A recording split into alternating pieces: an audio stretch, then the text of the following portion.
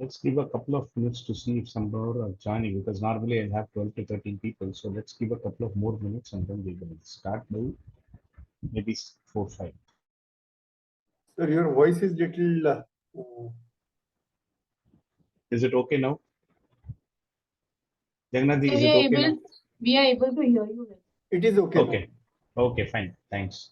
So let's give a couple of minutes. Let's wait for the others to join because normally we'll have around 50 people in our sessions.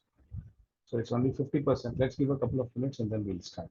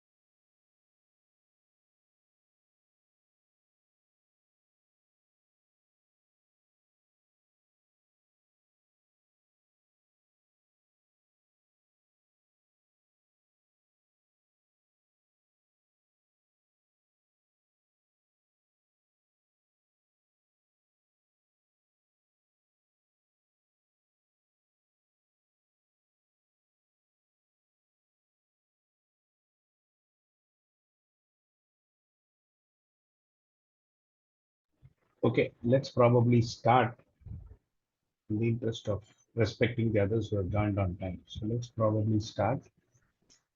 So once again, good evening, everyone. Let me share my screen. So today is the fourth session. So session one, we actually got into the details on why is data becoming such an important one. People are talking a lot about it. What is it? And how much of statistics comes in. And then we talked about some data-driven decision making, looked at some industry 4.0 aspects, some of the personal aspects in terms of the data, the wheel of data and all that. And then we looked at its impact and then talked about the various types of analytics. We talked about the diagnostic, then we talked about the descriptive, diagnostic, predictive, and prescriptive. So that's what we went into. And then we saw how data is enabling the business decisions. Moving on from there, we moved on in terms of how to conduct an analytics. So that is where we talked about the 8-step purposeful analytics, where we try to understand what the problem is, got the business questions brought out, and so on and so forth. That we tried to do. And then we got into the details on how do I source data, where do I look for data, talked about public and private data, talked about secondary data, primary data. And then we talked about how analytics has evolved over a period of time and how is it impacting in L&D. And we kind of saw a simulated interaction in terms of how that helped. Then last session, we looked at how technology has impacted, wherein we talked about how the data collection has changed, how are we managing the availability, so on and so forth. Then went into a little more detail on how data is used in L&D, why do we have to measure and what can be measured and all that. So today we will get into the specifics on L&D metrics. We will talk about the various L&D metrics. We will see how that metrics is being plowed back into the system. I've got a couple of samples that I'll tell you how you can probably do that, which is just this thing. And then we will talk about how do I implement an L&D measurement program, implementation and measurement, how do I go about doing it? The benefits around implementing the analytics. While I've not put here, I will also talk about I will bring about a playbook in terms of how we could essentially have this program implemented within an organization. So this is what we will try to cover in today's session. As always, stop me when you have a question. feel free to add more to what I am talking about. So this is not new metrics in HR. We are focusing on L&D metrics. This is not new. So let's not directly jump into what are the metrics, but we will see why at all do we need metrics. So as always, the first question, in your opinion, why do you think metrics are important in any organization? You can talk specific to L&D or in general also. Why do you think it is important in your opinion? Anybody? Anything you want to share? Sure, sir, I can go in if it's okay. Sure. Please go ahead. One of the most important We lost you if you are talking, Mayuri. Sorry, is it okay, sir? Yeah, now it is okay. One of the reasons is to measure the progress. Okay.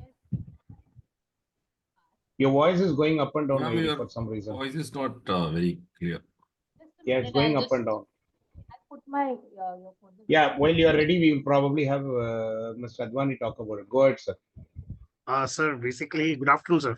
Good afternoon. Go ahead, sir. Yeah, so basically, metrics is important to answer the unanswered questions. Okay, fair point. Anybody? Yeah, Mayuri, if you're back, you can do it, or if anybody else wants to. So may I, sir? Please go ahead. Go ahead. It's to measure the outcome, Okay, whether we achieve the result or find the effectiveness of the training. perfect. Yeah, Mr. Ganesh, go ahead. Yeah, metrics typically, convert the data into useful information. Therein, we can give a right actionables, typically. Okay. So, Mayuri, you want to try now? You're trying to talk, you're still on mute.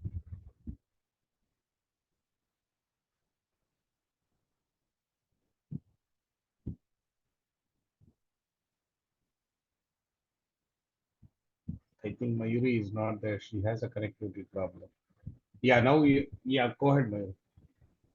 Yeah, so basically, what I meant by saying to answer the unanswered questions basically is to give a full clarity and to make sure that all aspects are covered. Absolutely, that was clear. One line made it all, Mr. Advani. I got what you meant. Correct. You're right. Thank you. Thank you. You're right. I think Mayuri has logged out and she's logging in.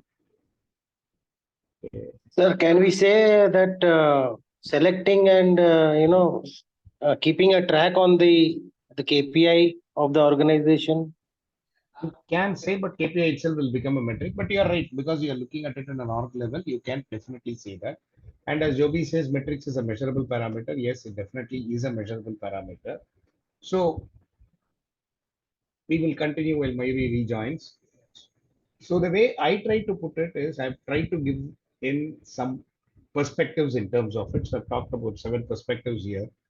First is data-driven decision. Now, unless and until I have metrics, I will not be able to get into a data-driven decision because the so-called informed decisions will never happen if we are not having the data. That is actually the evidence because today we have moved into a scenario where we started talking about in God we believe, all else bring data.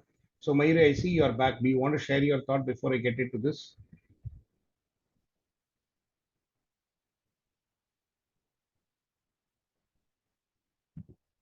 I guess she still has challenge. So Mayuri, if you're still there, you can put it in the chat box or try connecting. We still don't hear you and you're on mute at the moment. Fine. So yes, data-driven decisions are important because without data, we will not be able to substantiate what we are talking about. The second one is from an effectiveness perspective. Is the training department effective? How are they doing it? Metrics like your completion rate, your test scores, pre-test, pre-training, post-training tests. Maybe how do I apply some of those measures that I'm learning? These metrics can help in determining whether the initiatives are meeting the objective because somewhere I should be able to say whether the initiatives are being met or not. So how do I go about doing it is where this comes in.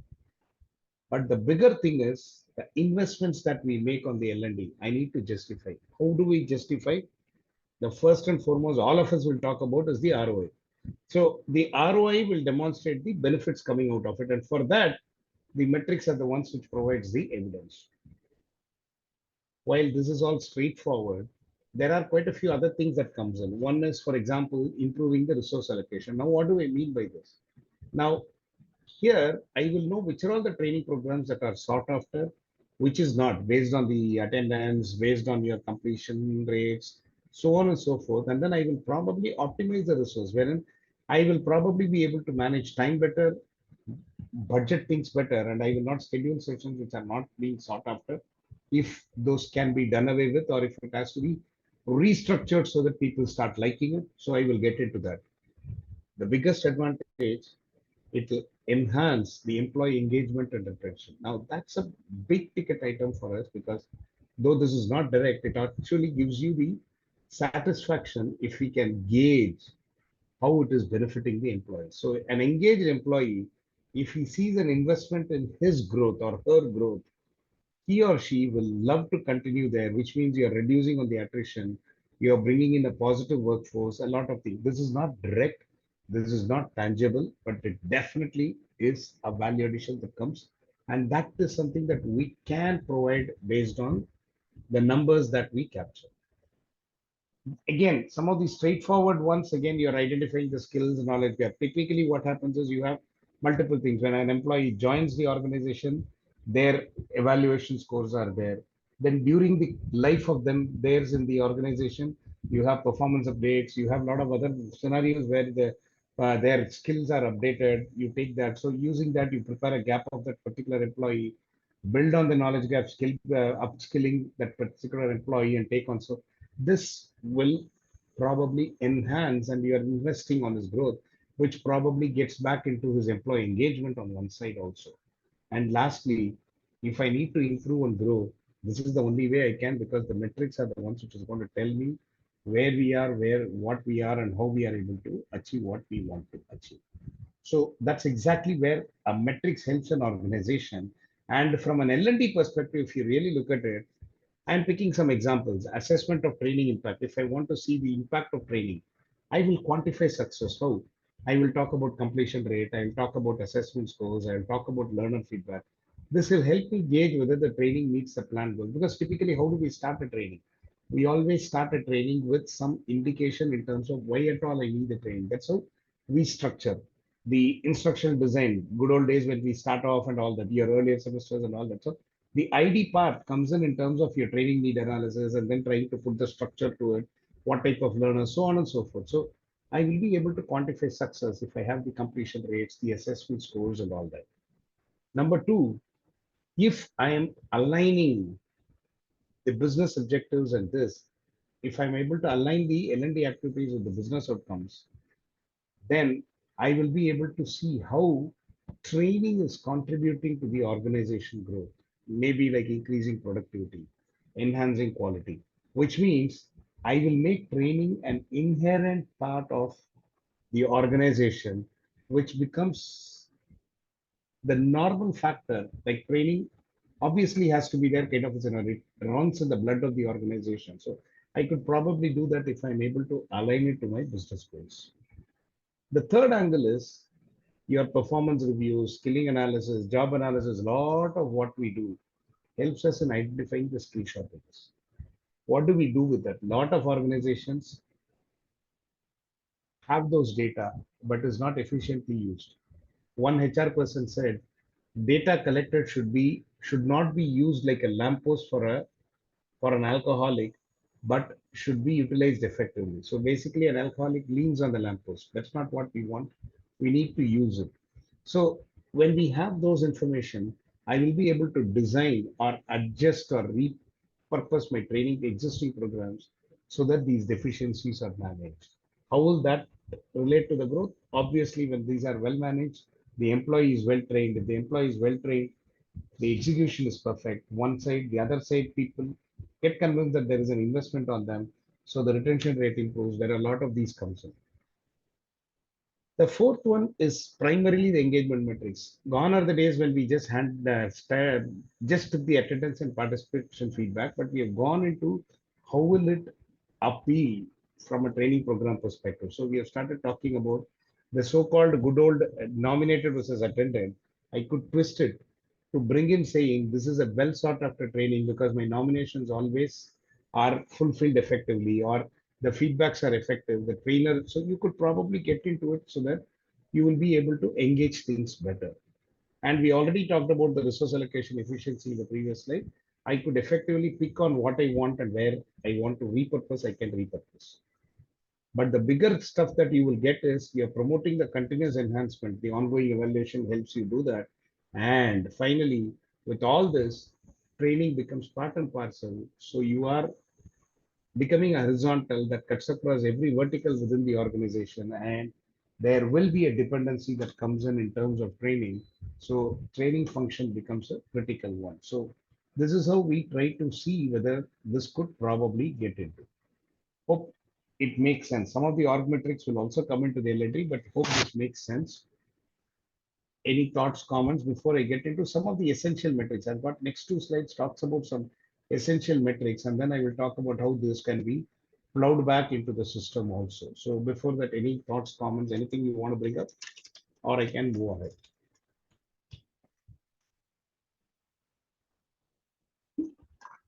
Okay. So Please go ahead. yeah, thanks. So the next one that I'm trying to talk about here is some of the essential L&D metrics. While a lot of us will have different types of metrics, I am not getting into that because a lot of it on the metrics, there is no right or wrong, number one. Number two, there is no one size fits all. It all depends on the type of organization, the type of focus that we are having at that moment. Where do you want to go? How do you want to go? There are a lot of those that come in. But when we talk about training, these are some of the metrics, in my opinion, which are actually very critical. Like I have probably listed around 8 of them in 2 slides. In my opinion, these are very critical because this will align to the earlier slides that we were talking about. The first and foremost is training completion rate. Basically, the number of participants who complete the training program from start to stop. Now, you may ask me, normally when they come into the training and then they go, this happens and all that. But not always is it half a day training or 1 day training. Sometimes you have certification trainings which goes multiple. You will start with 25 people, and on the day of the exam, you will probably have 7 people. So ultimately, you know where the problem is. So this basically tells you how engaged is the program and how effective is it.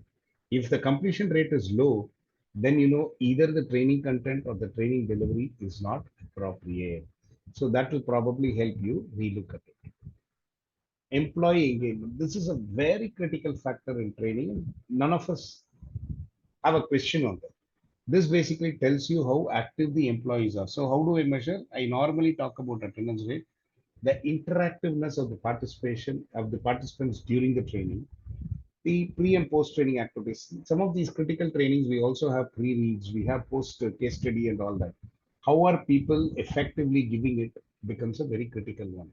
Now, if there is a higher engagement, typically that would mean it correlates to a better learning outcome, which means people are satisfied with what they are doing. So things are going in the right track.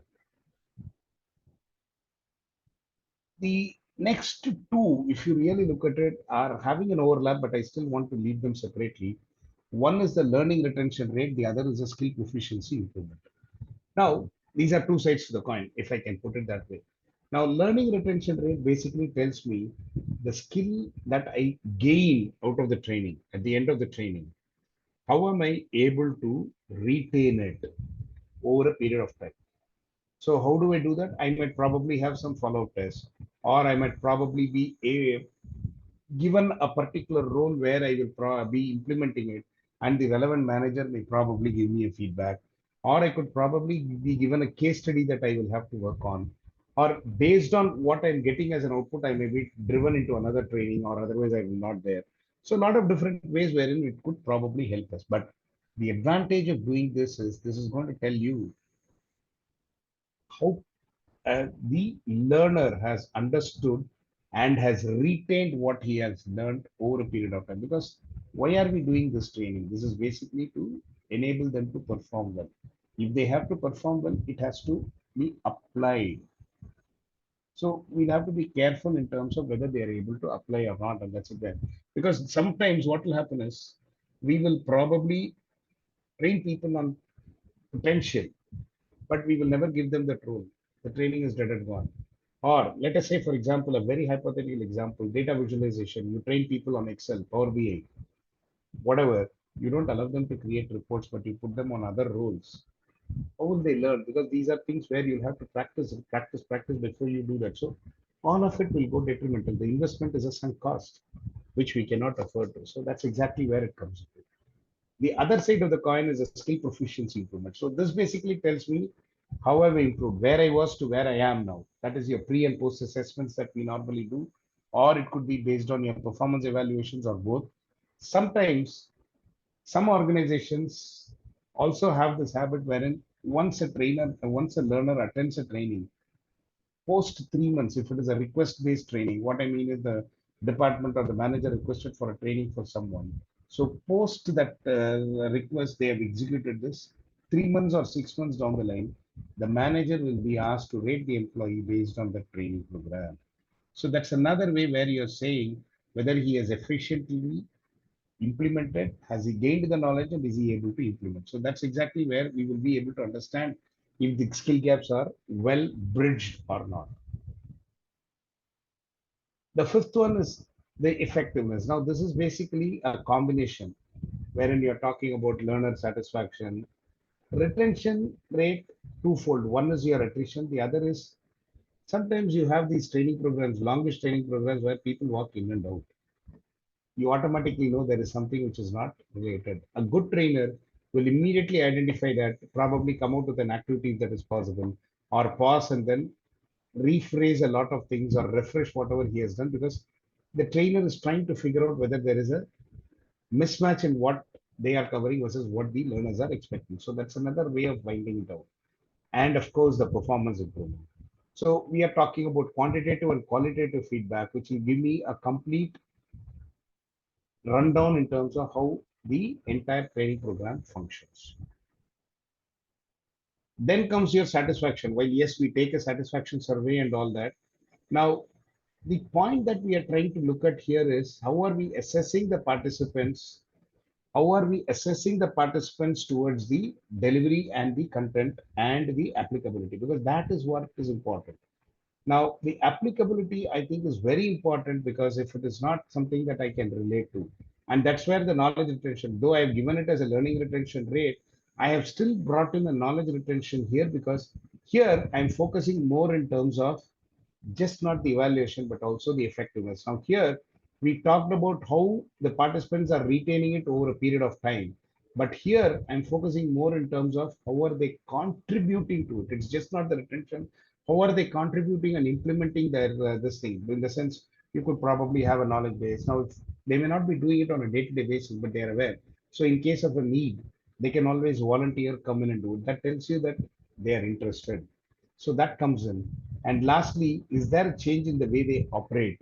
How are things moving? How was the person before and after the training?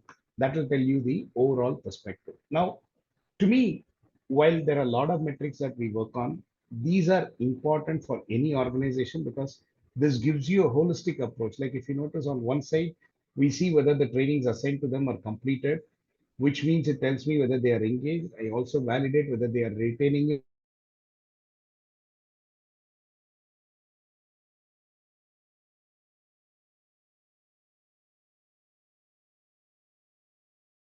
I am trying to understand the essence of the programs that are being rolled out. So to me, these are metrics that could probably help out in terms of achieving what we wanted.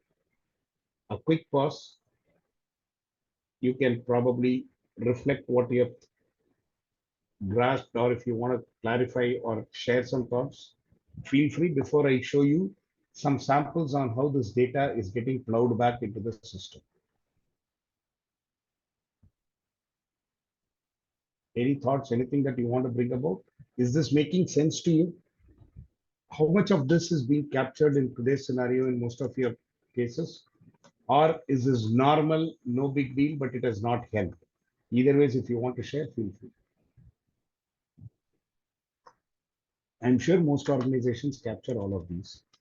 But today with the automation, it makes life easier to relate it, which was not the case earlier. But any thought reflections here? Anybody?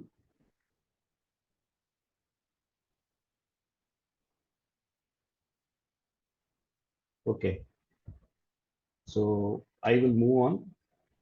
So this is one example that I'm picking. I want to improve the design of the course. So if I want to do that, how is the learning metrics, the L&D metrics flowing back into the system? So first thing, I would probably look at the learner feedback. So I will gather all the qualitative feedback based on the post-training surveys. Sometimes I might have specific questions related to the content, the effectiveness of the delivery, the environment, etc. I will analyze the feedback and try to group them on common themes, which are success factors and issues that needs to be ironed out. Then based on that, I will pick on the common themes which are positive and ensure those are not changed. But where there is a scope for improvement, I will start reworking on it. That could mean the content is changing, or I could probably have to talk to the learner to have a different perspective of delivery, or we could even probably change the way we were training, whatever. But ultimately, the point is, yes, the feedback is considered. The second metric that I will also use is the assessment pass rate. See, one side is what they give as a feedback. They might, all of us are used to giving 4, 5 and everything because we know it's all there and we'll do it. But the other thing is the assessment pass rates. Now, if the percentage of participants who clear the post-training assessment is low, then I know there is a content gap or the delivery is inappropriate. So I might have to rework in terms of managing the material differently or address these gaps in terms of it. So this is required for us to achieve. Like I'll quote an example of ISTD. Few years back, it was textbooks that were given for the diploma courses, but today you get a curriculum material itself that comes to you. Now, this was part of the revamp that we did a few years back, wherein we tried to look at what has to go into it, how need to, then all of us put in a content. The reason why I say all of us is I was also in the panel, fortunate enough to be there. So we tried to put together the structure related to how it will go, pick some experts who could write the course material, made them write it. So textbooks are one size fits all, but this will align to what we are trying to do. So there is a lot more relativity that comes in here because we relate it to the nature of the audience, unlike a textbook which is open. So these kinds of things came in based on the feedbacks and based on the way people were sharing their insights on the output that came from the assessment. So that's the case of an example. So this is how we will probably do it. So the point I'm driving here is, depending on the nature of the problem, as a L&D expert who understands analytics, we are expected to identify the metrics that will help us validate it, identify the metrics, and then move ahead.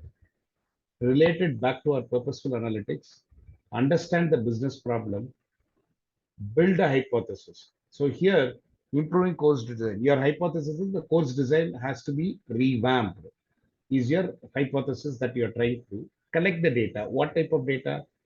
Where all do you get the input in terms of it? So you're going to talk about the feedback, you're going to talk about the assessments, understand how it is, analyze what it is, and then build an insight out of it, which could probably say the teaching method is inappropriate or course content is short, not available, and all that, based on which you are trying to enhance it and then deliver. So it all relates. That's the point that we are trying to look at. Am I making sense? The second one I'm talking about again on the course, but this time I'm talking about identifying some new courses. So here, for me, there are two things that will come in. One is the skill gap within the organization. The second is how is the industry requirement timeline? Because that is a very important metric which a lot of organizations tend to lose track of. What is coming is something that we have to get ready for. If we don't, then we miss the bus. So it's really, really important that we have our eyes and ears open with respect to what's happening in the industry. So I picked these two metrics with respect to new course. So I will talk about the pre-training assessments, identify skill gaps, aggregate all that, and then come out with the deficiency that come in and then revamp the course. Or I would probably look at the industry trends, standards, see where is it moving, identify the trends that come in based on which I will identify courses. Now, It could probably mean, like for example, again, the same ISTD diploma course, analytics was not really focused on until a few years back. We were talking about metrics, but focus in terms of analytics, L&D part of it and all that got enhanced because we realized the industry requirements are moving towards it. It's important that we do. So that's why we picked on it. So this is the other example. And the last one is the assessment. Now, if I need to assess properly, I will normally talk about tests. But the way I'm also looking at here is just not the test. Someone may not decide to take the test but attend. So where is it? So completion versus dropout also matters. So I will look at the assessment, identify questions that are easy, hard, and all that. So sometimes it could be misleading, based on which I will do. That's one. Second thing is, why do learners drop out? Identify the areas or the potential touch points where learners drop out or fail to complete the course. It could be because of the trainer. It could be because of the work pressure. It could probably be it's too lengthy, or it is difficult. Like one of my clients, they scheduled a weekend session to enhance the skills on business intelligence and analytics. So what they did was they wanted to cover a lot of things which will enable them to do it. So they wanted to train people on tools, train the key aspects and all that. They made it mandatory to a particular level upwards. This was only on Saturdays. This was probably 4 hours every Saturday. And this was a 40-hour course, which means you're talking about 10 Saturdays, roughly 2.5, 3 months. At senior leadership level, it is very difficult to have these people tied down on Saturdays to be available for 3 months continuously, 2 months continuously, and all that. So they failed. So they had to rework and then build it into pockets wherein they changed the structure in such a way that they gave these in capsules. The first capsule talked about the business intelligence part, made them work at their workplace in terms of trying to figure out where are the opportunities for them to pick it. Then they talked about how to do that intelligence and all that, and then made these people, based on what was identified by them post the first capsule, apply the second capsule content in terms of doing it. So they tried to blend it with their day-to-day work, and that was a success factor. So a lot of these will vary depending upon how you are trying to look at. So these are some examples where we are seeing how the data is getting plowed back into the system. So to a greater extent till now, what we tried to do was we went into the details in terms of what could be, why are we requiring metrics? How is it enabling us to succeed? Just drill down in terms of the L&D metrics. And then we probably talked about what are the key L&D metrics and then moved on in terms of seeing how these could probably help us out in improving the overall system. So why metrics? A lot of us talked about knowing the unknown to talking about what all we want to identify, know our performance. A lot of these things were coming out when we initially started. Now related with plugging back into the system, all of what you said will come in one way or the other here. So this is the essence in terms of why metrics and how that gets plowed back into the system. I will pause here before I get into how do I design, implement these in an organization. I will pause here. Quick check. Any reflections, any questions, any comments, anything that you want to share, a success story or a failure in terms of what you did in your organization. Anything at all that you want to bring about? Anybody? The more we interact, the better it is. Yes, Mr. Jagannath, go ahead. Yes, sir. I would like to make mention about the step that our organization has taken a few years back. The chief executive officer, or we can say the chairperson of the organization, he thought of that the managers working in our organization, they are very well firefighters. Okay. Means, but they are not taking care of as to the fire should not start. Means they are not proactive. And to gain that proactiveness, what is required is the management training. And then when in consultation with the management institute, across the conversations, the management institute asked as to in which stream, maybe finance, HR or marketing, in which you want these managers to be expert. Then the chairperson told that in all these three fields. So while we are talking about this course assessment and these things, it depends on the person as to who decides it. Absolutely. And whether it needs to be generalized or it needs to be specialized. So this makes the whole difference. Thank you very much. Absolutely. Very well said. Yes, that's something which is very important. We need to know what we want to measure for us to measure. You can't measure something that you do not know what is it all about. So that's a very key factor that we need to keep in mind when we are trying to look at it. Makes a lot of sense. Anybody else? Okay. So then we will get into how do I make this a success? Because all of us are used to measurements in our L&D functions. There are some metrics that are coming in and all that. But the question comes in terms of how effectively are we using it as an organization, and where is it that there is a possibility of building a dependency on these numbers so that we are able to achieve what we want to. So that's exactly where we come in. So what I'm going to be doing here, if you really look at it, is the next two slides, or yeah, next two slides will talk about the design and implementation, and then I'll talk about the challenges involved in it before we get into the solution related to that. So I will be covering how do I design, and then talk about the implementation and the challenges. So the first thing, how do I design? This is where the leadership focus comes in. The first step is I need to identify the key performance indicators. I need to know what is it that I want to measure. The best place to start is your business goal. How is L&D going to enable you achieve your business goal? It could probably be your learner satisfaction score or post-training proficiency evaluation, or it could be your ROI on training programs, whatever. But the factor that you need to keep in mind is see how you can relate it, because the leadership looks at business goals, and training department or an L&D function is an enabler. A lot of organizations still use it as a cost center. A few, though, have moved it into a profit center. A lot of the organization use it as a cost center. So this is only an enabler. It's a shared support model. If you want shared support team, if you want to call it that way. So that being an enabler, if you link it to the business goal, that's the best way wherein you could probably be able to reach out. So start with that. Now that you know what is it that you want to measure, that is a KPI. Now identify where do you get that data from. Now, just because you get it in one place, don't be happy. We have gone out of those days. Today, we are in a world where we have every data coming in from multiple sources, so you could corroborate, calibrate, whatever this thing you could probably do to rate it effectively. So pick all the data sources that provides that information, which means within an organization, what could be the data sources?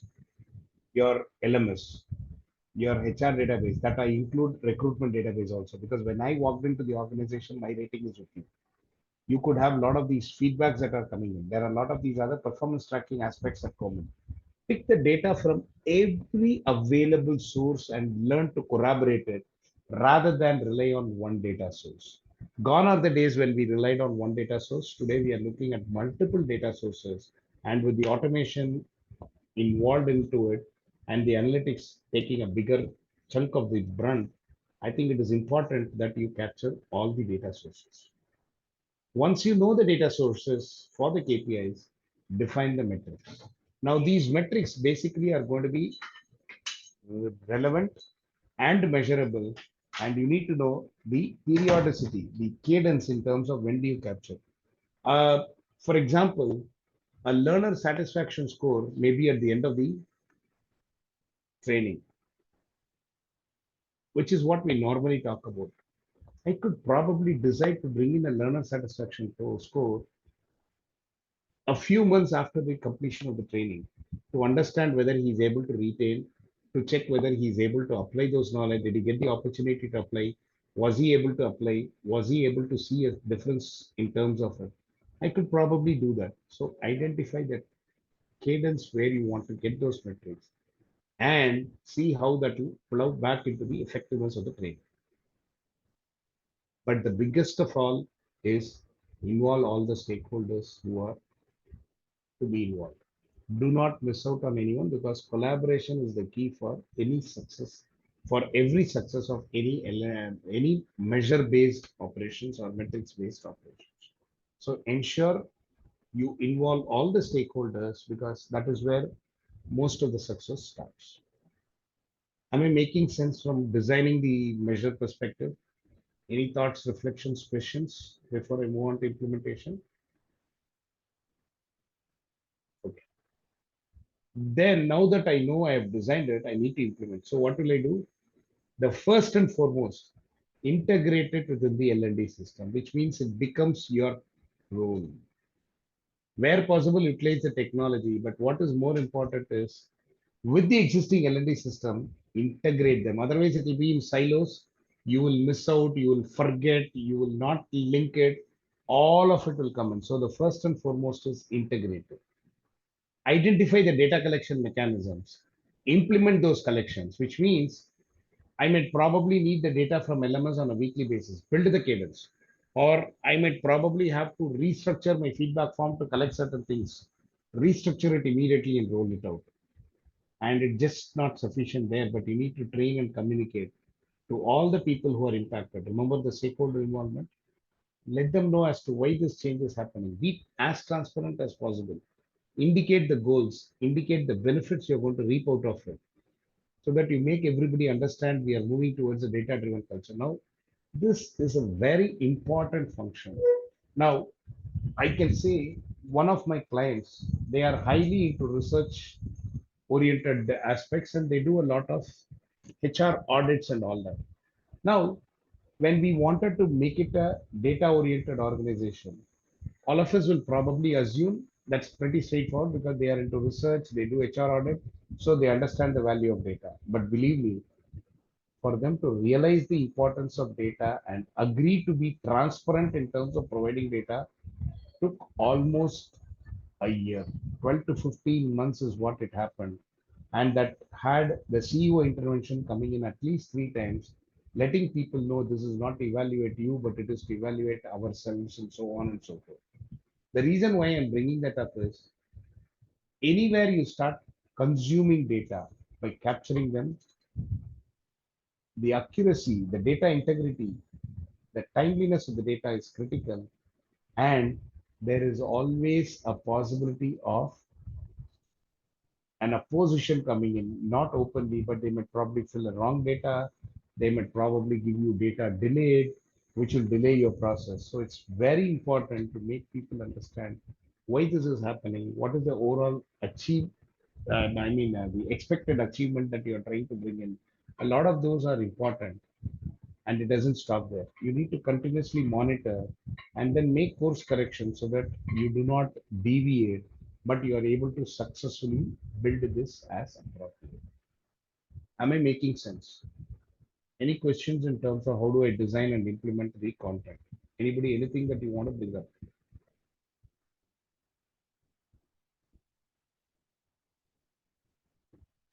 This is a bigger factor, challenges. If I'm not integrating the data across multiple systems, the data is in silos, they are of no use. It is lamppost to a drunkard rather than lamppost for the lamp. Technology, I will have to pick on a technology which is scalable, which can sustain the evolving environment. And more importantly, I'm not doing it for the first time. I've been an organization running for a while. So there are already some tools. I should be able to integrate it with them. And the support from the stakeholders, because the key is the function heads and the CEOs, the CXOs would want to see results immediately. But not always will we be able to show the results immediately. And in some cases, it could be intangible. So we have to play it around and plan it effectively and be transparent to them so that we are able to do that. So the best way to do that is ensure the data integration is robust and you come out with one single source of truth. Now, this is the most important factor that you need to keep in mind.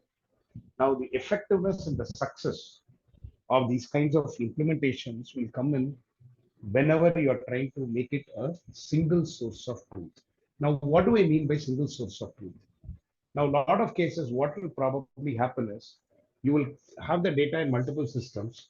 You will take that extract from those systems, consolidate it in an Excel sheet, and send it across to person A. Person B will read similar data. You will probably use the same data, reorient it the way the person B has asked for, share it with them. This will continue. Now, the challenges that you could come across is the data timelines. Person A wanted it as of, let's say the person A wanted this data by Friday last week, and person B called you and requested for similar information by, let's say, yesterday. The expectation from person B will be the data is as of yesterday. We might have probably given it based on what was given to person A. That might be a mismatch. Or we might have revamped it, and if person A and B are trying to interact and validate the numbers, it may not tally. That's one way, one challenge. Second challenge, there could be some anomalies in the data. I will tell a very basic anomaly, which even today I see in some organizations. When I pick the data from HR database, you'll have all the employee details. The gender of the employee in certain cases will be missed out. Even today, I see that in some cases. So what do you normally do? Because you have extracted into Excel, you immediately modify the Excel, publish the report. Did you modify that in the source? You would not have. So next time when you do it, you'll again have this problem. The third aspect in terms of single source of truth, multiple locations, same data being there, and you are expected to refresh the data to the current one. If you miss out on single source, any of those sources, the data output is not valid. So keeping all this in mind, it's really important that the data is always from a single source of truth. That's why a lot of these organizations automate this data capture and visualization aspects so that they are able to achieve what they want to much easily. So that is the biggest solution that you need to look at. And that's where you'll use the technology as appropriate. And more importantly, publish the reports, position it. It should not be like, okay, I see that there is an improvement, so let's probably publish it. This month we have not done well, let us not publish. No, consistency matters a lot. Consistent single source of truth of data availability will enable you to achieve a lot of things easily compared to you being more introvert kind of a scenario, keeping everything close to your chest, not sharing it, because that will make the CXOs feel, is there really a need for such a function? You need to start propagating what you're doing and why it is required and all that, which is what will help you, right? Is that making sense? Any questions, reflections, comments based on your experience? Because what I'm going to be doing after this is getting into analytics and its impact in L&D. So I'm going to pick some samples and then tell you how it directly helps before we get into a case study trying to implement this. Yes, Mr. Advani, go ahead. Go Sir, ahead. sorry to interrupt. Go ahead. I just wanted some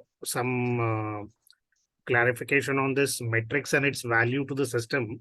The three samples that you were talking about, sample 1, sample 2, and sample 3, I kind of lost. I got lost in that the metrics. Lost in the sense? I got lost in this content basically. Okay, so let me probably reword it quickly. See, let's say, for example, we are talking about the effectiveness of a course. Now, is the course design appropriate? Are we need to, or should we need to improve and all that? So when we want to do that, how do you normally pick it up? Now, let's say, for example, the same example that I took last time, ISTD decided to revamp the curriculum for diploma. So why did they decide to do that? Basically, because they were looking at the industry, this thing to look at it. But what is more important? The learner feedback that comes in terms of saying a lot of it is still not aligned to the past. And sometimes some of those learners take it more theoretical because in reality, they are doing something different. So the assessment scores or the projects were not coming in through properly and all that. So the point that I'm trying to drive in this example that I'm saying is in terms of the course design is, I am saying the way I'm trying to look at it is, if I want to design or redesign an existing course, revamp the content of the course, what are the inputs that's going to tell me? While yes, industry requirement in terms of the content can come in, but the very need for the redesign will come more from the learner engagement. Now, the learner engagement, I mean, is more in terms of the feedback scores, the assessment scores, are they able to relate well and then take it forward? So those act as the input. So I collect that data. If that data is weak, now those are data that we always collect. But how do I use it for this thing? So when I collect the data, I need to analyze that. When I analyze, I see that consistently the learner engagement is low, the feedback is low, the assessment of the pass rate of the assessments are low. Then I know there is some problem. So I'll go deep into it. Is it the delivery of the training that is messing it up? Or is it the course content which is messing it up? Or is it the design that is messing it up? So I will change it. So this is a case where the metrics that I collect is plowing back into the system for improvement. Is that making sense now? Yeah, it's making sense. Yeah. Now it's a little bit much better than before. Yeah. The same way, if you really look at the other two examples, the second one I'm talking about new course. Like I said, ISTD, we brought in the analytics function because the industry norms talks about it. A lot of it is in terms of the listing. That is an industry requirement. Second thing we also felt was everybody is talking about analytics, but are we really ready there or not? So there is a skilling that we need to look at. So we decided. So what is the metric that gave us that input? One is the skill band. So this ISTD was more on industry 10 because the skilling per se will be aligned in terms of what I cover. But when you're doing it within the organization, you will have multiple ways to identify the skilling. It could probably be your pre-training assessments, or it could probably be some of those performance data that comes in. A lot of those will help you understand the skill gap compared to the market requirement. So when you know those are the skills that need to be pulled in for you to be successful, then you will probably build in the course related to that. So when I want to introduce a new course, I normally introduce because the industry wants it. I am not ready yet. Industry is moving towards analytics and I am an analytics company. I don't have to worry about it, conducting a training program for it. But if I'm a manufacturing company, Industry 4.0 is making people look at data. I might have to enable my managers, my leaders to start looking at data. So I need to tell them what is data, why it is required, how do I analyze and all that. So that is where I build in a new course.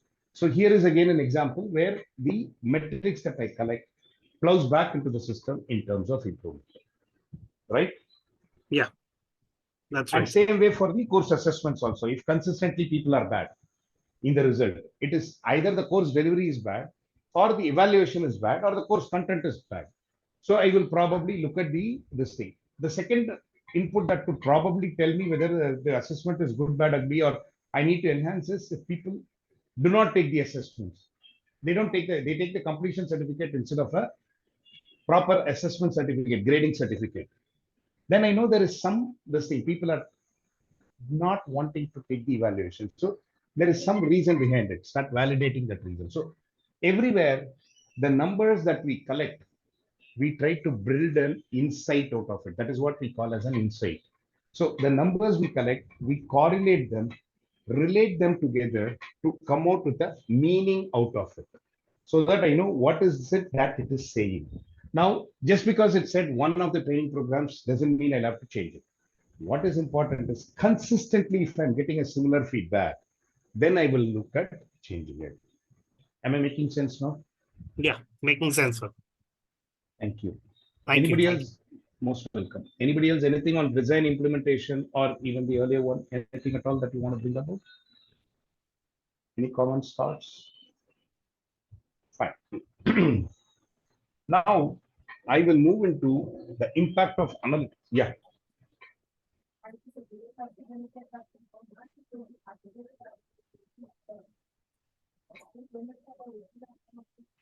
Okay. So what I will probably do now is I will talk about the impact of analytics in the L&D function. So the first thing that I'm going to talk about here is the benefits. Now, the biggest benefit that I will come across when I'm doing this is I am making my function data driven. I have lot of data. And let's face it, L&D has a lot of data. We conduct a lot of training programs. How did we identify those training programs? What is the feedback? Why am I repeating a particular training program and not repeating another program? I have a lot of information. Why should we keep it close to our chest? Can we not propagate, make it more wholesome, make people understand why this is happening? This is because if a program is something which is beneficial to X percentage of the organization, it could be beneficial to the rest of the organization. So start propagating that information. So I start providing the data efficiently so that I will be able to enhance my overall requirements and planning in a better fashion. So the first and foremost advantage built out of the analytics practices, I become data driven. My decisions are always data driven. It is not based on assumptions and presumptions. Second function, the moment I make it data driven, it's very easy for us to calculate the ROI for every initiative because the return on investment, if you really look at it, is directly linked to the finance. So if I'm able to build in a good return on investment, the CXO level will love to implement it because they see a value addition.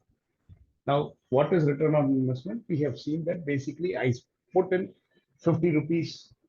What is the return I get out of it? Do I get 5 rupees or 100 rupees? Which one to pick, which side to go? Lot of those things.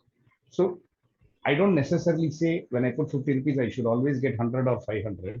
But what is the value that comes up? Because in an organization, especially through an L&D function, there are a lot of tangible and intangible benefits that come in.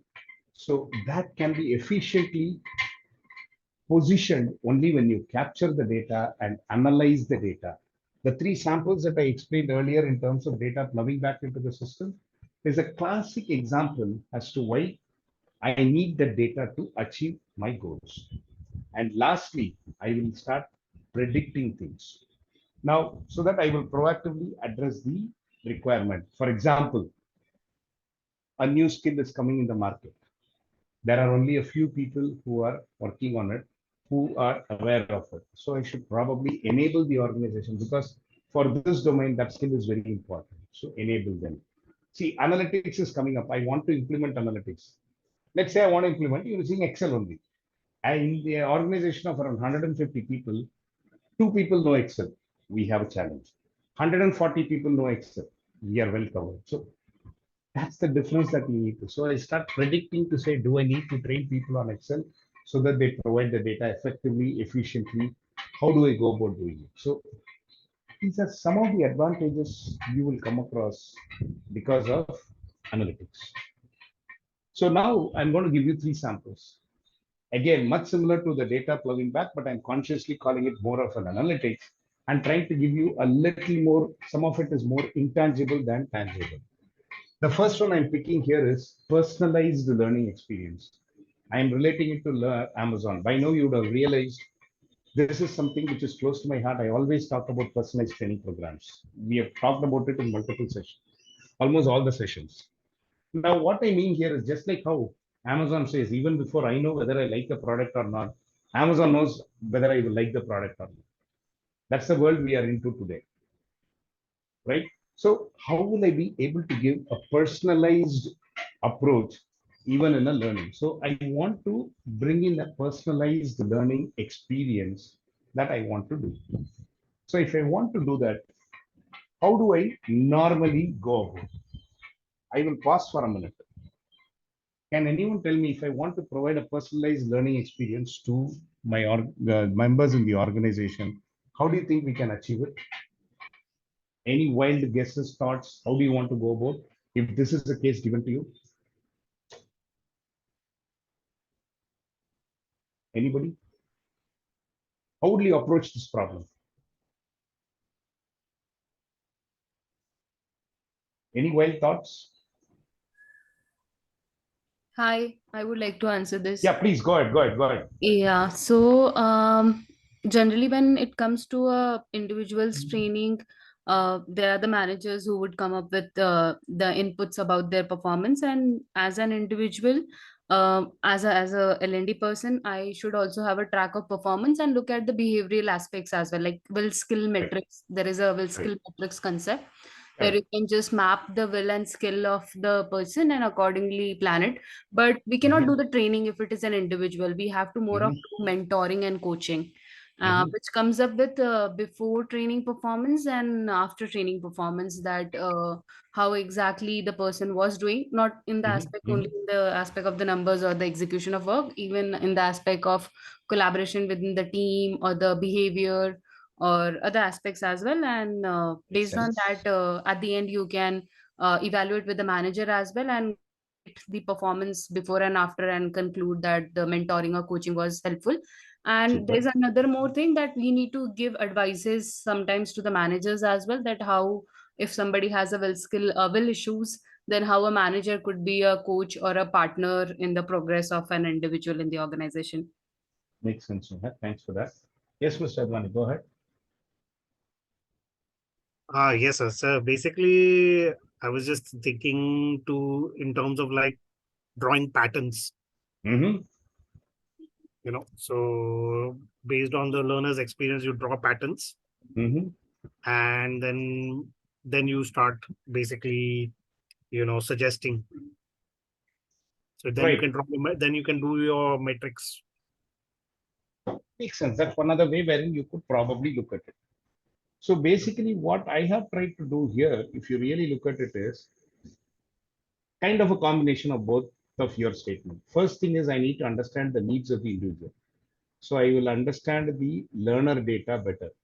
Now the learner data will not talk about their skill alone, but their learning style, their preferences, the pace at which they want to learn, because that is where my personalization comes in. It's just not skill. That is pretty straightforward, right? To a greater extent, all of us know what is the skill gap and all that, because there are various ways in which we try to do it. But what is not effectively seen is what is their style of learning. We talk about the kinesthetic to all the styles of learning. So where are we? What is his style? What are his preferences? Would he prefer a classroom training, or would they prefer a virtual training? Would they want a virtual training where you have an instructor-led one, or is it self-learning? So there are a lot of those comes in. What is the pace at which? Learn at your own pace, or they need to be focused in terms of training. So put them into a classroom and make them learn. So there are a lot of those anomalies that are not very clear. So I'll start collecting that data, and I will try to build training programs based on the profile. So that's where the pattern that you talked about comes in, Advani, but in a different way. You gave it a different perspective. I'm giving a different perspective. A kind of what Neha said, I'm building into what you're saying. Correct. So what I'm trying to do here is I will build patterns. How many of the people like virtual training? How many of the people want instructor-led virtual training? How many of them want self-learning?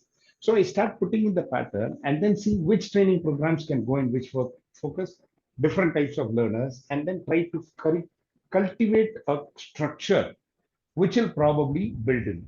Then I will talk about the adaptive learning. So here is where I will start adjusting the content based on the performance. So that's the second aspect. First, I try to understand about the learner. Second, I'm trying to understand about their learning experience.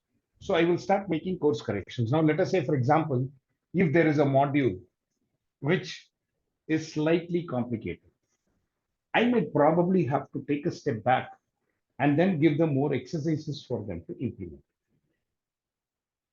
Or I might probably move ahead. Like, for example, one of the organizations where I am a technology mentor, a big learning organization, big online learning platform. Let's not get into the naming. We have a lot of these like Great Learning to Upgrade to Coursera to a lot of these things. So one of those big learning platforms normally comes out with a lot of these data analytics courses. So typically it is a one size fits all, and they have roughly 300 to 500 people on an average every quarter joining. I'm attached to multiple such learning platforms. So as a technology mentor. So in one of those cases, what they did was they looked at the way people are coming in, and they saw that the pattern in terms of number of people joining the course started declining midway. Dropouts were there. The next batch, when they start, the number of people coming in was delayed and all that. That's when they realized that in case of data analytics, for example, there are a lot of these technical and non-technical people involved. And there are multiple experiences that come in terms of those learnings that happen. So when I talk about those experiences, somebody is a fresher, somebody has been in the industry 20 years, 25 years, and suddenly they want to move into analytics. So there are different ways. I know technology, I don't know technology. So they realize that one size fits all of live classes weekly is not sufficient. So what they did was, over and above the live classes, they brought in something called as a technology enablers on a weekly basis or a fortnightly basis, whichever way it is, where the live session faculty will not be the faculty. They identified a few from the industry and they grouped that 500 or 300 batch into smaller sizes of 10 and 15, which are more cohesive, which means everybody is a fresher or everybody is in technology, nobody is in technology, whatever, and make this technology mentor train on what was covered in the last 1 week or 15 days, but with industry examples. So there, the personalized experience was for a group of people, but it still paved way. So people started relating it to it. People started coming back. People started liking it. And then they enhanced it over a period of time to identify a career mentor, because what is their ultimate goal? Why are people learning? Ultimately, how is it helping them on the career? So they brought in the second version, the career mentor. Now, consciously, this will be another industry person, which means I, as a learner, will have a trainer who's from the industry or from the university. I will have a technology mentor from the industry. I will have a career mentor from the industry. This career mentor will do a one-on-one session with me, which means I look at 3 industry people. So it gets a lot more personalized in terms of doing it. That's exactly where we are talking about adaptive learning. So utilize some of these algorithms, pattern that he was talking about some time back, Advani was talking about. That's what I mean by AI and machine learning, wherein you could achieve it. So the advantage that I get here is the learner satisfaction improves. And this, if you try to achieve it within an organization, lot easier than the example that I gave, because within the organization, it's a lot more controlled. You could bring in surveys to achieve things. You could probably talk to people. You will have multiple ways in which you may want to do it. So that will probably help you out in getting this out easily for you to achieve it. So this is one example where obviously data-driven, totally analyze patterns for you to achieve a classic case of analytics enabling me to do that. Is it making sense to you? So it's not new, but it's slightly a different approach to the same perspective, but positioning it differently. It's a kind of a combination of what Neha and Advani gave in terms of the outcome that they were talking when I talked about how do you achieve it. Am I making sense? A quick pause. I talked a lot. Quick pause. Is it making sense? Thoughts, comments, reflections, questions, anything at all? Yes, it's making sense. And this is something where not many organizations are really into. Is there any organization out of the audience here who's trying this out? A lot of organizations, industry practices talk about it, but very few organizations really get into it because the concept of collecting the right data becomes a challenge. Go back to the challenge slide that I had earlier. You will know why this is not becoming successful, because this is entirely dependent on the data.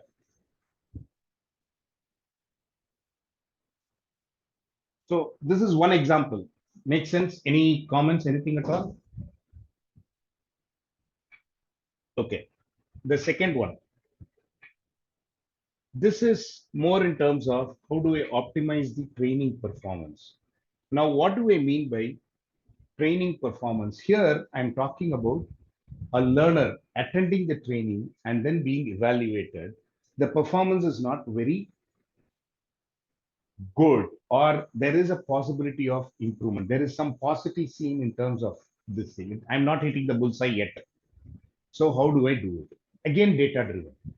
So I will have to understand what is the gap. So I will have to assess what is happening, which means I do not know where is the challenge. Are people now, for example, we do that with our kids in the school, right?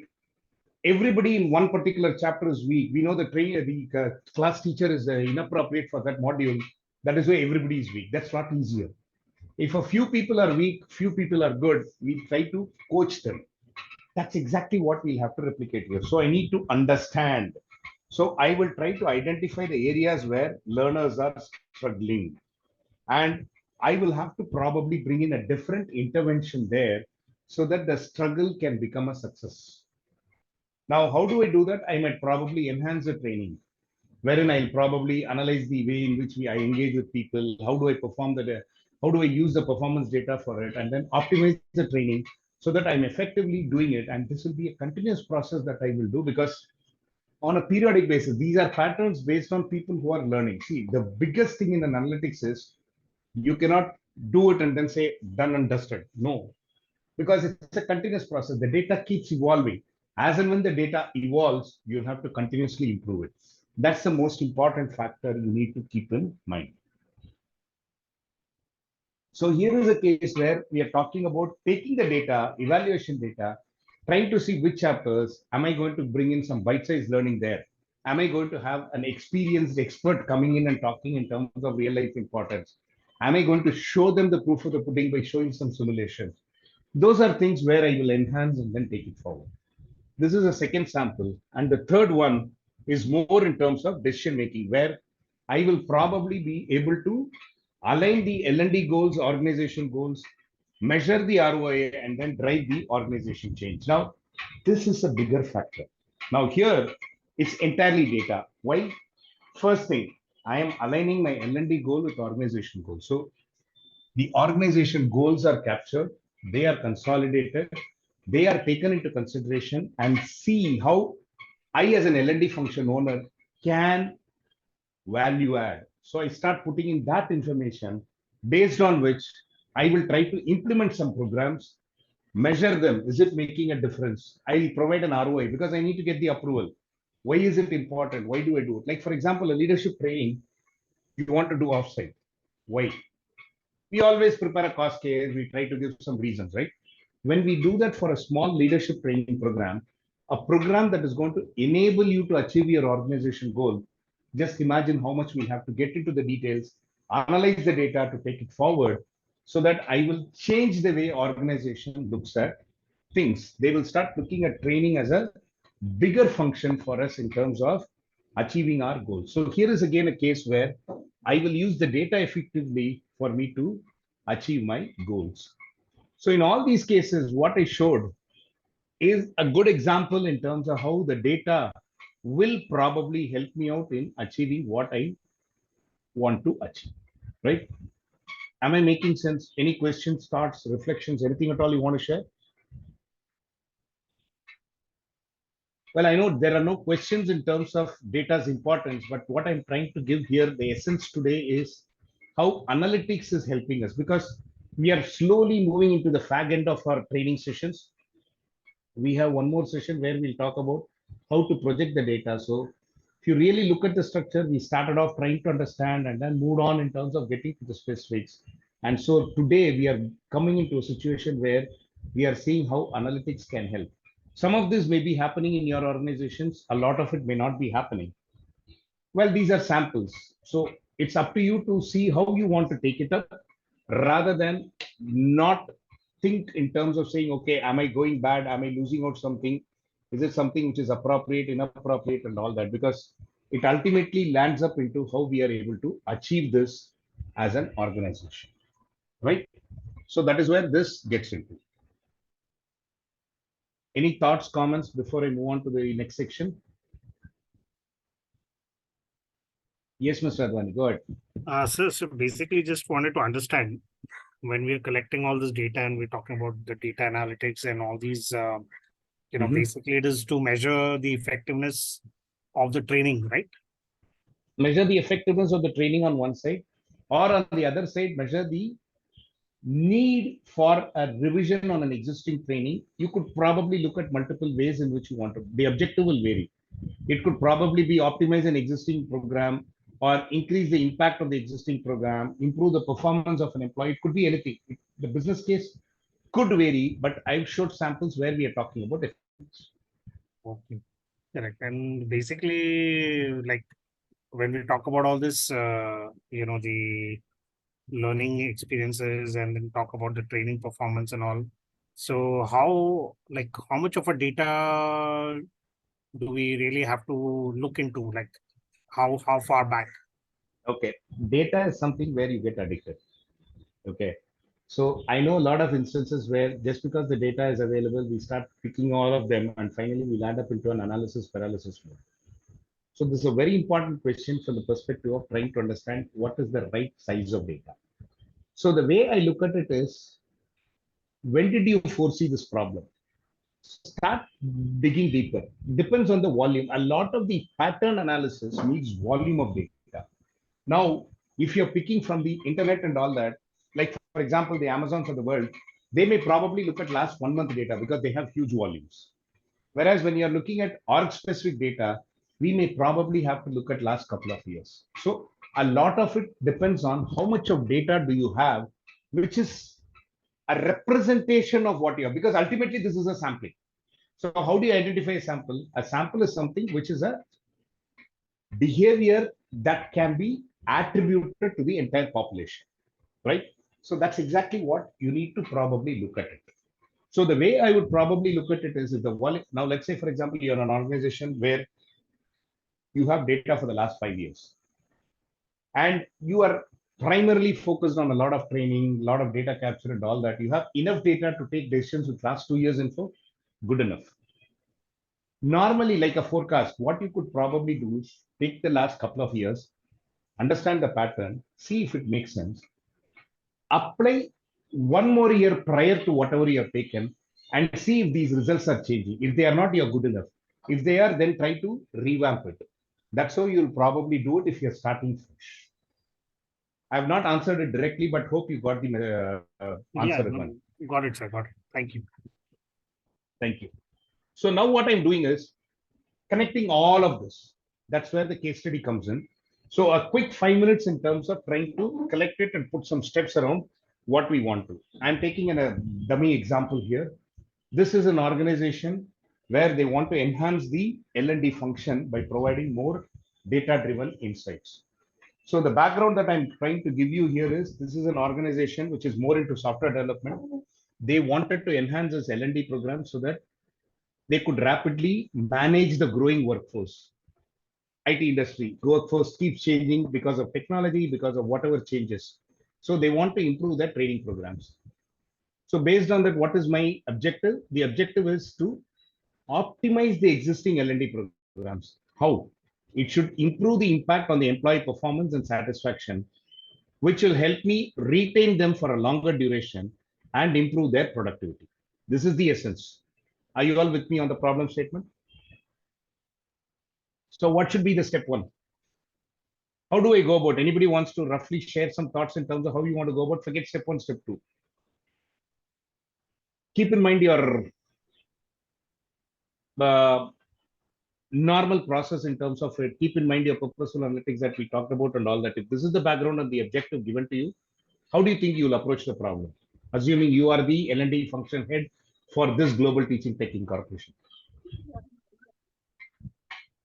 Anybody? Quick 5 minutes.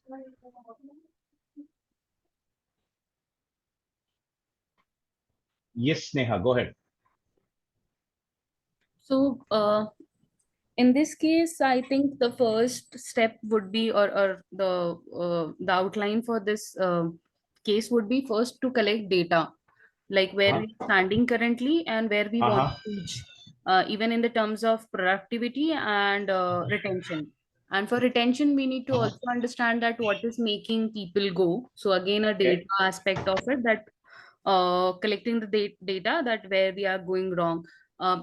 Most of the cases it is that the employee do not feel like they are learning regularly. So that becomes one of the major reason that people do leave. So the next step would be to obviously make regular trainings program, because sometimes when you do a monotonous task, you find to be not learning or growing. So upskilling sessions. So in the collaboration with the leaders of the organization, looking at what we want to achieve, the first thing would be to understand what is the productivity where it stands, and based on that plan, regular sessions or monthly sessions to actually look upon the performances and even the satisfaction of the employees. So kind of a taking feedback or kind of a taking review of the employees around it, and based on that the training could be planned around it. Obviously there are a lot many things to do, but the most important is Makes to sense. collect data. Yeah, Makes a lot of sense. Thanks, Nihal. Jagannath, all yours. Yes, sir. I think before even starting everything, it's very much required to do the gap analysis. What the employees already have and what the organizations want them to have. So this gap is much more required. Many times it happens that the organization does not know KNO, their employees, as to about their skill sets they are having or they are not having. And I think this is probably much more important if you give importance to the employees' existing skills, acknowledge them, then maybe even the cost on this L&D may go down. Thank you very much. Makes sense. Makes sense. So I've tried to put it in a small structure. I'm trying to look at it more in a structured way so that it helps from a learner perspective. So I've brought in some steps here. The first step is, what is my challenge? Very simple. My challenge is I need to enhance the effectiveness of the L&D program so that I'm able to improve the employee productivity and retention rates, and at the same time address the rapid growth and evolving needs. So what is the info I need? I need the learner data. Comprehensive info from the LMS, including course completion rate, assessment scores, learner feedback. Because people might say, yes, I want it, but how many are actually completing the course? If they are not, there's no point in my doing it. So I need that. And how is it getting plowed into the system? So I need the performance data. So I will talk about the pre and post training evaluations, what is it and all that. So this is my first step. Then I will probably ask questions. Remember the purposeful analytics. I'm going to ask business questions. It could be like, how do different aspects of our training program impact the employee productivity, retention? So is my training program actually enabling retention of an employee or improving productivity? Ideally, yes, productivity, but is it also improving retention rates? What do I do? So I start drilling down in terms of it. Now, why do I do that? This is going to tell me the expectation of my CXOs versus what I am delivering versus the gap that I see with the organization. So I will be able to relate them. Similarly, I will also talk about which training elements are more strongly correlated with improvement. So where is it that will come in? Now, these are sample questions. I might have more questions. I may not ask some of these questions. That's a call depending on the problem. But the reason why I'm asking questions is, on one side, I have the data. The other side, I ask questions and elicit that more info so that I will be able to understand where I want to. Now, what is it? My problem statement: enhance the effectiveness. So what is the data I want? I want to understand the learner's retention rate, the employee productivity, the employee engagement, and the satisfaction. So how do I do that? Am I having the data? So retention rate, I'll have follow-up assessments, maybe 3 months post-training, maybe 6 months post-training. Productivity, I will have the performance metrics that comes out of project completions or your yearly assessments, whatever.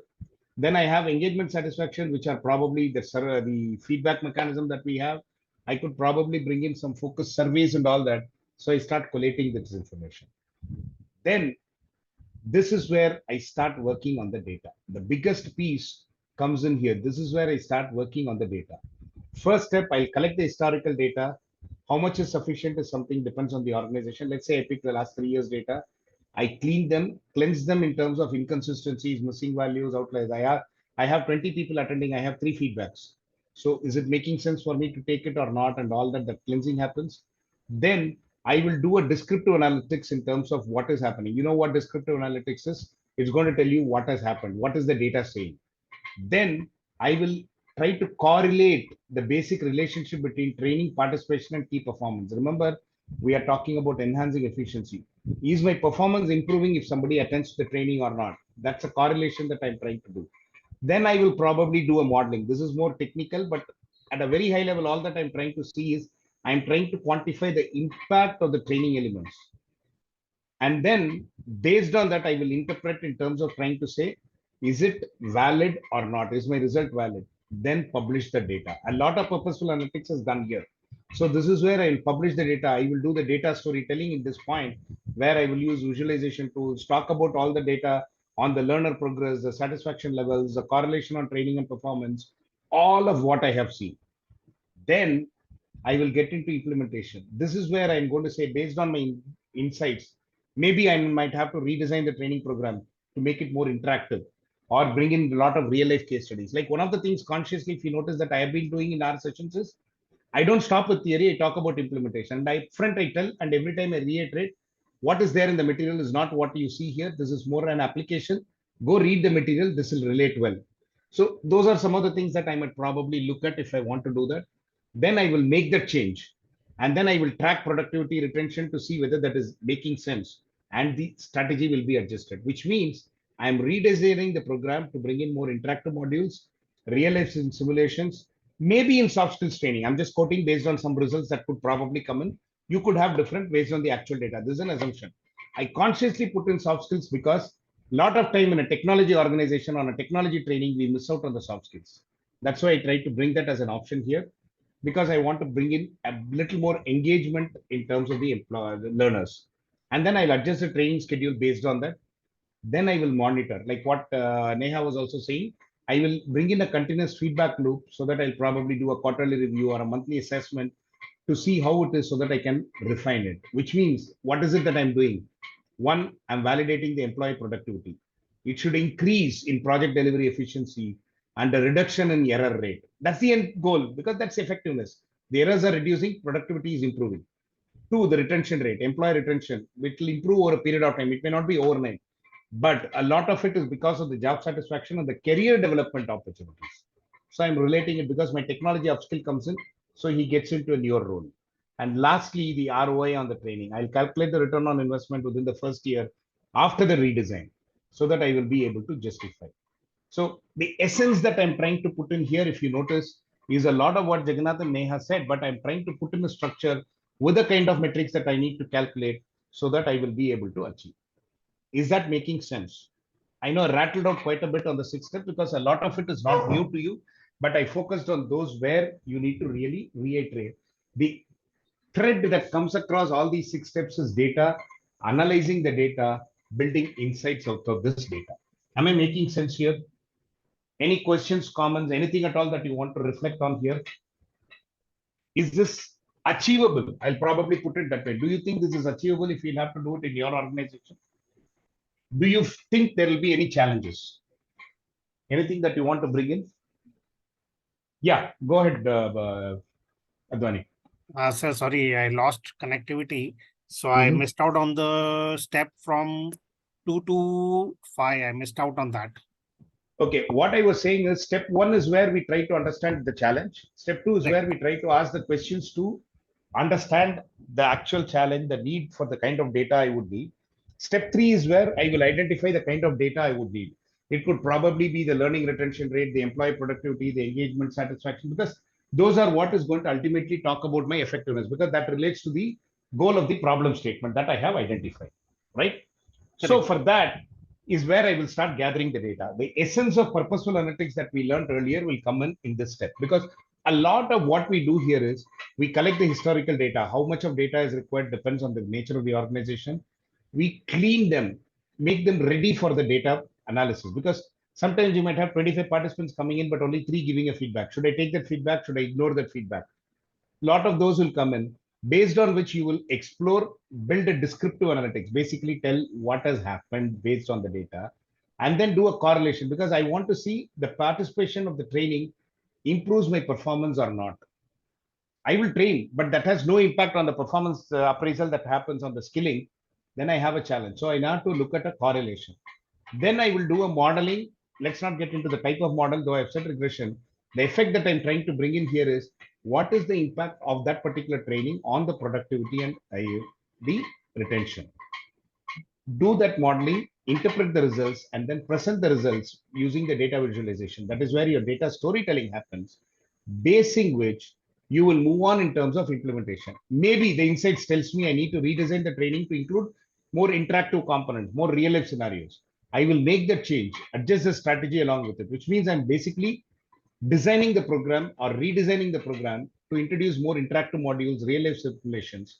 I consciously added soft skills here, is what I said, because most of the technical training, we lose out on the soft skill aspect. Maybe that is what is the impact. People have challenge in some implementing some technology. They can ask. So how do you ask? You are not going to feel as somebody who does not know, but you're just going to interact and then brainstorm. So those kinds of things is something that I will bring on and adjust the training schedule so that I will continuously monitor this, like what Neha was saying, so that I will see whether it makes sense. So what am I evaluating here? Productivity of the employee. It should increase in the project delivery efficiency, and it should also reduce my error rate, because it's both contra entry that comes in. Retention. My retention may not happen overnight, but over a period of time, I'll be able to understand the retention comes in, and that is basically because of the job satisfaction and the career development. Based on these learning, he's able to grow within the organization. Lastly, within a year of the redesign, I will do an ROI to justify the increased spend, because I'm bringing in some simulation. So I have spent more, or I have introduced some sophisticated training methodologies. So I'm trying to see how that will probably help.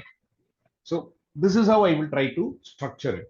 So my question when you were raising your hand was, do you think this is implementable? Do you think this is something that is achievable? Or do you think these are challenges? Or it makes sense and we are doing it? So basically reflections. I know we are coming into the end. Just give me another 5 minutes and I'll close the session. So any questions, reflections? No, sir. Thank you. That was really helpful. Thank you. Anybody, any other reflections? It makes sense in terms of it? No worries, Neha. Please go ahead. Okay. So the last bit is the summary of what we have done so long, wherein I'm saying, how do I build a metrics-based organization? I'm bringing in the playbook here. Basically, playbook is how do I go about doing it if I start fresh. I've got 3 slides, basically 3 distinct aspects that gets covered. The basics. First one is I need to have a clear objective. I need to align it with the business goal. I need to know what my outcome is. Then I need to identify the metrics that is going to help me achieve that, and how am I going to measure them? How am I going to quantify them? And finally, most important, measurement defined, but I need to collect the data. Only then I will be able to do that. So what are the data sources? Where will I get it? Remember, we are moving into analytics. So you'll have to have more data sources. Fine. Pick all the relevant data sources to get it. So what have you done here? The basics. You know what you want to do. That's your objective. You know what is going to tell you whether you have achieved the objective or not. That is your metrics. And you know how are you going to collect it? Where is it going to come from? What is the periodicity? That gives you the first foundation, based on which you will get into the next, which is the most critical, repeatable step. One is I will implement the analytics, basically choose the right tools. I might probably train people in terms of those kinds of, because I need to capture data, analyze and all that. Then I will have regular reporting mechanisms where I look at the data, see what the data is talking, go deeper in terms of it to analyze, build insights, and don't stop there, but start communicating those insights to all the key stakeholders, and which is both internal to the L&D and external to the L&D, so that people realize what is happening. Now, the reason why I said this is a repetitive phase is because this is not something that you do in a month or 2, but you keep doing it, because this structure is now established. Once you are done, this is a continuous phase where you continue to start showing that, so that you will probably be able to bring in these success factors. These are enablers. What is it that I'm going to do? Make it a data-driven culture. That is going to come in when you start providing your insights. Then monitor and continuously improve. That is why you're analyzing the data regularly. You're not stopping it at one level. Foster a culture of continuous learning. How? You have analyzed the data, you're communicating the insights, making changes. Remember some of those steps that we saw. Reanalyze the data, relook at the insights that come in, communicate. So it becomes a continuous learning. And more importantly, update the process, share the knowledge, so that you know what you are probably getting into. So that's the essence in terms of how I will achieve the outcomes. So I call this a playbook more in terms of how I will go about doing the needful. Is that making sense? This is a simple playbook that you could probably look at whenever you want to implement something. It could be for an org-wide big culture change to a small change that you want to bring in. These are the necessary steps that you will want to take away when you are into the organization. Is that making sense? Yes. Thank you. Finally, what did we take away at the end of this course session? three distinct things. One is I need to understand the metrics related to the L&D. So I explored the crucial role in terms of what it is. I talked about training completion rate to learner satisfaction rates to whatnot. Then talked about the data-driven decisions and that enabling me to continuously improve. So where do I go from here? Very simple. Apply this learning. The reason why I'm adding this slide today, which is not the case in the previous three sessions, is because a lot of what you're learning today is a real life case. Apply it, only then you will be able to be realizing the outcome that comes in. So you can start small, start implementing the learnings with the available data, plan additional needs, work on collecting it, keep doing it. And what I have told you today, the essence is only a bird's eye view. From your course perspective, I normally say go through the material. But from your real life implementation perspective, learn, adapt, and repurpose. What? Continue to learn what is the additional requirement you want in terms of doing it. And you need to start sharing it. That is where involving the stakeholders come in. Share within the organization, have workshops, briefings, why you are doing it. Suppose, let's say, for example, you're implementing the playbook. Take the key stakeholders, take those people who will be supporting you, take them into your side, talk to them, build it up, work on it. And most importantly, continuously evaluate it, continuously monitor it, and make adjustments where necessary so that you will probably be successful. But remember, a lot of what we learned in the last few sessions was more theory, but this session is more on the ground. And it's really, really important that you take this through to your organization effectively and efficiently, failing which the learning will only be a learning. The implementation will not come through. With that, I will stop today's session. Next session will be the last session where I will talk about this thing in terms of the various tools, the statistical aspects around it, and how Excel can probably help us out in terms of doing it. So I know, thanks for A, getting this session rescheduled, and B, in terms of staying slightly longer. Thanks, Joby. Open for questions if there is anything, if there is any questions. Otherwise, we can bring this to a closure. Any questions, comments, anything that you want to share? Hope this is useful. This makes sense to you in terms of what we are talking from an implementation angle. Today was more on live examples that you will have to start looking at and relating it. Okay. If there are no questions, let's bring this to a closure. Thanks for your time. Thank you, sir. We will meet next week. Thank you. Thank you, sir. Thank you. Bye-bye. Thank you, sir. Thank you. Thank you. Thank you, sir. Thank you. Bye-bye.